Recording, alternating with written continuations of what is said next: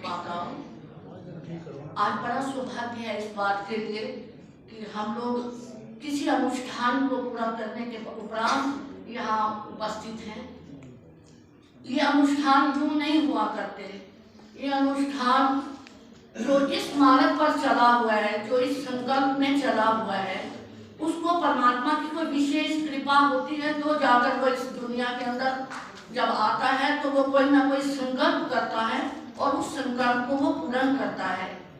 हम लोग जितने यहाँ जिन्होंने ये योजना बनाई, लगभग वो प्रभु आशीष जी महाराज के मानने वाले उनके शिष्य हैं। हम सच्ची सी बात है कि हम भी पौराणिक थे।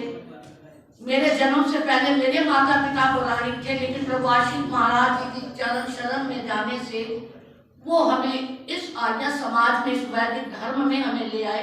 तो ये परिवार भी उसी से संबंधित है। उस परमपिता परमात्मा ने प्रभु आशीष जी महाराज की विशेष प्रेरणा से हम लोग गायत्री और यज्ञ के महा उपासक हैं। सच्ची सी बात यह है क्योंकि मेरे माता पिता ने भी जो संकल्प किया था 1.25 लाख का, उनके घर संतान नहीं थी, फिर मेरा जन्म हुआ। तो इससे एक तो बात सिद्ध होती है कि श्रद्धा से तो किया मेरे माता पिता ने, लेकिन ये जो कामनी है ना, कल्प वृक्ष है ना, इसको इस बात का सिद्ध करता है कि गायत्री के जो अभी बात बोली गई है कि ये योजनाओं को बनाते और पूर्ण करने वाली कोई चीज, कोई शक्ति है तो वो गायत्री है। गायत्री मंत्र केवल एक बोलने की चीज नहीं है। पूरा ब्रह्मांड के अंदर भी देखा जाए, पूरे ब्रह्मांड के अंदर जो 24 चीजें हैं जिससे ब्रह्मांड बना है, और ये 24 अक्षरों वाली और 9 शब्द हैं इसके, और 3 पाद हैं इसके, और इसका कहते यथा ब्रह्मांडे तथा पिंडे, ऐसा बोलते हैं। जो ब्रह्मांड के अंदर है वही संसार के अंदर भी दिखता है। तो इसलिए गायत्री वेदों का सार, इसको महामंत्र इसलिए कहा जाता है कि अभी तो जो भी एक प्रयोग हुआ है जिस बात के लिए कि नासा ने एक प्रयोग किया है इस बात के लिए, क्या किया है कि केवल आम की संविधाएं ही आप यज्ञ में लगा दो, कुछ मत डालो, केवल इसको ही लगा दो बस। तो कहते हैं कि वो गैसेस पैदा होती है जिससे सारे रोगाणु समाप्त हो जाते हैं। तो जितना इस बात के लिए यज्ञ का और गायत्री का जितना प्रचार और प्रसार होगा, मैं केवल प्रसार शब्द भी नहीं और केवल प्रचार भी नहीं कह रही हूँ, प्रचार भी और इसका विस्तार जब तक होगा, जितने धाम फैलेगी।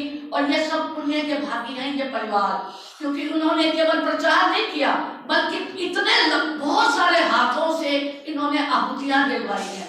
9 सेक्टर के अंदर विशेष करके एक बात मुझे बड़ी अच्छी लगी, वो ये थी कि उन्होंने बच्चों के माध्यम से इन बच्चों के अंदर संस्कार डालने की कोशिश की है।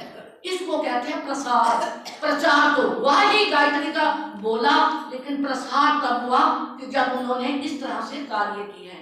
जो शब्द होते हैं, कहते हैं कि गायत्री मंत्र किस प्रकार केवल बोलता है शब्दों से, क्या उसका लाभ उसको मिल जाता है? बोलते रहो, 1.25 लाख की बजाय करोड़ों की संख्या में करते रहो, तो क्या इसका परिवर्तन होगा? तो उसका उत्तर क्या देते हैं कि वो कहते हैं कि नहीं, थोड़ा सा और सोचो इसको कि क्या है कि वो गायत्री तो एक सिद्धांत तुम्हें दे दिया गया है।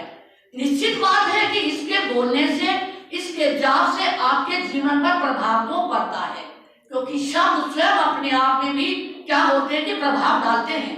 मैं आपको यहाँ से कोई गलत शब्द बोलती हूँ, जिसके प्रति बोल रही हूँ, इशारा कर रही हूँ जिसको, तो बोलो वो उद्वेग में आएगा या नहीं आएगा? और वो मेरे को हो सकता है कि बहुत सारी गालियां भी दे दे। तो ये जो शब्द है एक बहुत ऊंची चीज है, और शब्द जो बोला जाता है उसके अंदर जो पीछे उसका अर्थ बताया जाता है उसका बहुत बड़ा प्रभाव होता है। तो हम लोग केवल प्रभाव के लिए नहीं कर रहे, हम लोग केवल प्रभाव के लिए ये यज्ञ नहीं किया, हमने किया है परिवर्तन के लिए।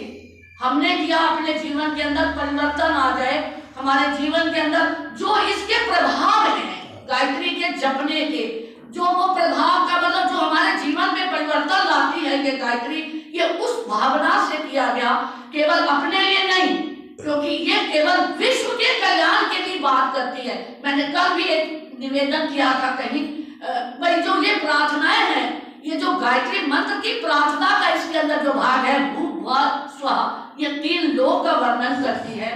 वो भूलोक, भू क्या है? पृथ्वी क्या है? वो पृथ्वी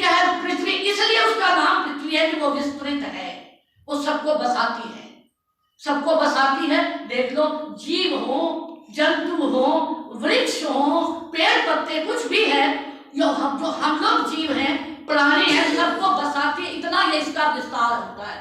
तो ये भू शब्द क्या कहता है? भू कहता है कि ये प्राणों के प्राण, ये परम देव परमात्मा, तूने कमाल कर दिया, सबके अंदर शक्ति भर दी, चाहे वो जड़ है चाहे वो चेतन है। तो वो गायत्री क्या कहती है? एक वो कहता है कि वो तुम्हें कहती है कि तू ईश्वर की स्तुति गा। जो क्या केवल गाने वाले से, केवल गा देने से क्या प्रीति बढ़ती? नहीं। कहते हाँ बढ़ती है। कहते फिर क्या होता है? कहते जब तुम ईश्वर की स्तुति गाते हो ना गायत्री मंत्र से, उस ईश्वर की वृद्धियां गाते हो, भूर्भुवः यहाँ तक बोलते हो। सवित्री तो बाद में आएगी, गायत्री महामंत्र तो बाद में होगा, पहले जो वृद्धियां गा लेते हो। कहते उस ईश्वर के विस्तार ही तो कर रहे हो। क्या कर रहे हो? कहते कि जो व्यक्ति केवल ईश्वर की स्तुति ही गा लेता है, गायत्री मंत्र को केवल बोल भी देता है। कहते छोटे बच्चे को पता है, जब हम लोग टीचर रहे हैं, अध्यापक रहे हैं, छोटे बच्चे को कुछ पता नहीं होता, वो रट्टा लगाता है, उसको नहीं पता कहाँ क्या है, कहाँ क्या है, क्या है, कुछ भी नहीं पता होता, लेकिन उसको रट्टे से हम याद करवाते हैं। फिर भी उसका जब एग्जाम होता है उसको पता नहीं होता, लेकिन फिर भी पास हो जाता है वो बंदा। कहते कि नहीं, फर्स्ट से या सेकंड में आ गया। तो जो गायत्री का जाप करने वाले हैं, सच बता दें, इस बात को ये अनुभव कहता है कि जो गायत्री का जाप करने वाले होते हैं, उनका भय से मुक्त हो जाते हैं। और उनके अंदर एक कहते हैं कि ईश्वर को देने वाले की इच्छा है। क्या तुम ईश्वर को दान दे सकते हो? कुछ भी नहीं। लेकिन जो गायत्री का जाप करते हैं, कहते हैं दो चीजें होती हैं, एक होता है दान और एक होता है आदान। कहते हैं कि जब तुम ईश्वर की स्तुति गाती हो ना, तो वो क्या करता है, धीरे धीरे तुम्हारी भय मुक्त तो तुम्हें करता ही है, तुम्हारे अंदर शक्तियों का संचय कर देता है, तुम्हारी शक्तियों का संचय कर देता है। वो कौन सी शक्तियां हैं? अरे कमाल की शक्तियां हैं। वो शक्तियां हैं दुर्गुणों से दूर करने की और अच्छाइयों को ग्रहण करने की। ये पावर बढ़ा देता है। ये पावर क्या बढ़ाता है? तुम्हारी बुराइयां, दुर्गुण, दुर्व्यसन, कुचेष्टा, मलिनता, दीनता, प्रदीनता, ये जो गलत भाव है ना, ये जो बुराइयां है, सबसे बड़ी बात अगर किसी व्यक्ति के अंदर उत्थान की, आध्यात्मिक उन्नति करने की है, वो है उसकी अपनी गलतियों का एहसास हो जाना। अपनी गलतियां जिसको पता चल जाती हैं, उसको पता चल जाता है कि मैं यहाँ गलत हूँ। ये शक्ति किसके पास है? कहते जो गायत्री का उपासक है। और वो भावना क्या करता है कि मुझे भालोक चाहिए, भालोक लेना, मेरा अंतःकरण पवित्र होना, तभी तो मैं आगे, मनोबल मेरा बढ़ेगा, तभी तो मैं बढ़ पाऊंगा। तो गायत्री क्या कहती है? तू मेरा सिद्धांत मानना। कहते कैसे मानूं? कहते तू दया के भाव अपने मन में ले आ। जब तू दया की भावना, जब करुणा तेरे अंदर जा जाएगी, फिर निश्चित बात है कि तेरा मानसिक बल बढ़ेगा। वो मानसिक बल बढ़ेगा। कहते जब बढ़ जाएगा, फिर तू देख किस ओर जाएगा। धीरे धीरे तू पापों से मुक्ति प्राप्त करता चला जाएगा, तू पापों से अलग होता चला जाएगा। बस यही तो तेरा सफल जीवन है कि तू पाप से दूर रहेगा, तेरे से पाप डरेंगे, और तू ये कहेगा मैं अगर ऐसा करता हूँ तो मैं नहीं कर सकता, मैं गायत्री का उपासक हूँ, मुझसे ये गलती कभी नहीं होगी। वो सत्य का पुजारी बन जाएगा। सत्यम यशा श्रीमयी श्री श्रेयकाम। आत्मन यूं नहीं कर लेते हम, जल को साक्षी मान के जल को पीते हैं। मेरा ओढ़ना भी तू है और मेरा बिछोना भी तू है। माँ की तरह, जैसे माँ मच्छरों से बचाने के लिए अपना आंचल ऊपर डाल लेती है, मेरा बच्चा सुरक्षित। अब मेरे बच्चे को आंचल से मैंने छुपा दिया, नेट लगा दिया मैंने, मेरा बच्चा सुरक्षित, आराम से काम करती है। बस ध्यान रखना, जो गायत्री का जाप करने वाला है, वो परम पिता परमात्मा तुम ही ना पिता वसो, तुम ही शतक्रतो बहुविध। तो बहुविध है वो, तो परमात्मा हमारी माता भी है, हमारा पिता भी है। और वो गायत्री के अंदर स्पष्ट रूप से दिखता है कि वो परम देव परमात्मा जो गायत्री का उपासक है, उसकी रक्षा करता है स्वयं। वो तुम्हारी आत्मा को इस प्रकार से झंझोड़ देती है गायत्री, अरे भाई तुम ये बात काम मत करना, तुम सत्य से नहीं जुड़ोगे, फिर यश से नहीं जुड़ोगे, श्रीमाना शोभा भी नहीं होगी, धन भी नहीं मिलेगा, और फिर तुम्हारा यश भी नहीं होगा। समय होने वाला तो हम परमात्मा से प्रार्थना करते हैं कि गायत्री के उपासक तब बनेंगे जब गायत्री के भर्गा और देवस्य और भुवा शब्द की अच्छी तरह से जीवन में उसका क्या करेंगे, उसका विस्तार करेंगे। भुवा दुख विनाशक है, मैं किसी के दुख का विनाश करता हूँ। फिर देखना आपकी शक्ति कहाँ से कहाँ संचित हुई, शक्ति का प्रभाव क्या पड़ता है। तो हम भगवान से प्रार्थना करते हम किसी के दुखों का हरण कर लें तो वो शक्तियां संचित देखना कितनी हो जाएगी।